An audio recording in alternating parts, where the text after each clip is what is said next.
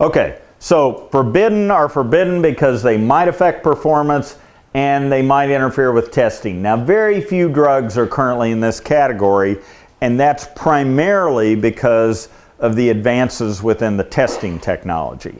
Testing technology nowadays is very sophisticated, okay? And so it used to be a lot of drugs interfered with testing, now very few do. Lasix is one that can dilute the urine, which seems odd because if you're standing there with a testing vet, what you'll find is if the horse hadn't produced urine in 45 minutes, they'll say, you know, we can give it a shot of Lasix and it'll urinate quicker. Well, that is again because the testing technology has advanced so much. It used to dilute it out to where we couldn't find it, but nowadays we can find it at low levels, and so we know that.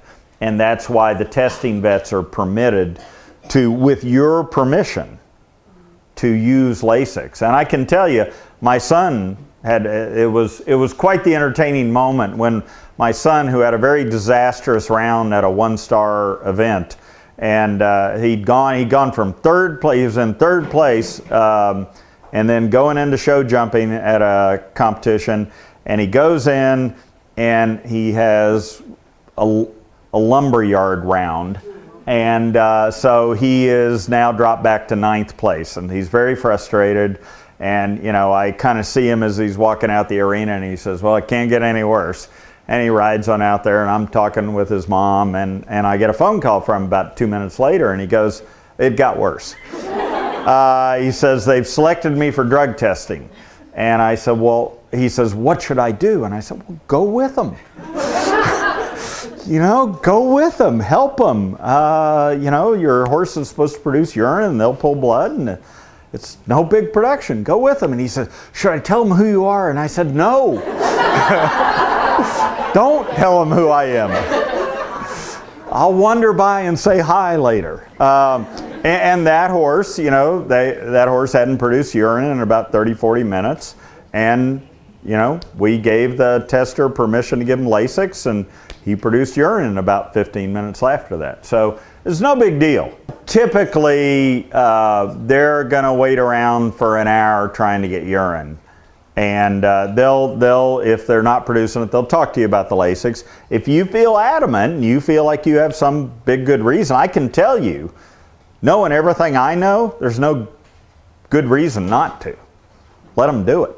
It'll make the horse urinate, and you get on with showing and everything else you're doing, or going home, whatever. So it's no big production. I had no problem with it. They have to keep the bottle of Lasix that they used, mark the amount and the label, and keep it, and it goes back to the laboratory. So it's not like it's some random bottle of Lasix that gets shoved in your horse and you don't know what's in it. That's not the case. They're very careful about that. So I have no problem with having them do it.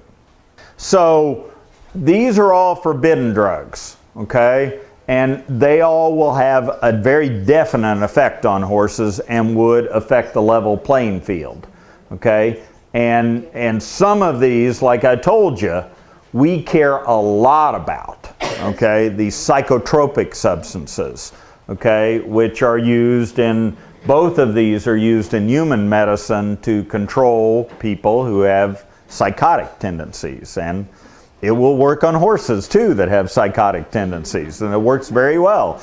And it'll take a 4-fault jumper and turn it very nicely into a no-fault jumper. If it's rushing the jumps, it's cool that way, okay? That's clearly not a level playing field, okay? Yeah. So, and some of these have some dangerous side effects, okay? So, and then there are a whole list of others here, Zuclopenfixol, that are clearly in the human sphere that get drugged down into the horse area, even though there's, you'll also find some of these drugs get used in layup situations in veterinary medicine, and very reasonable, and we as veterinarians can all have a debate about which one we think's appropriate. The bottom line is none of these can be in a horse at competition time. None of them. And if they are, flufenazine is currently going 4 to 6 months suspension and $4,000 to $6,000 fine. Okay, it's high on the hit list. FEI gave a flufenazine 6 months. Under the new rules that take effect April 5th, it'll be 2 years. Okay, on the suspension. So they're big deals. We talked about the corticosteroids already.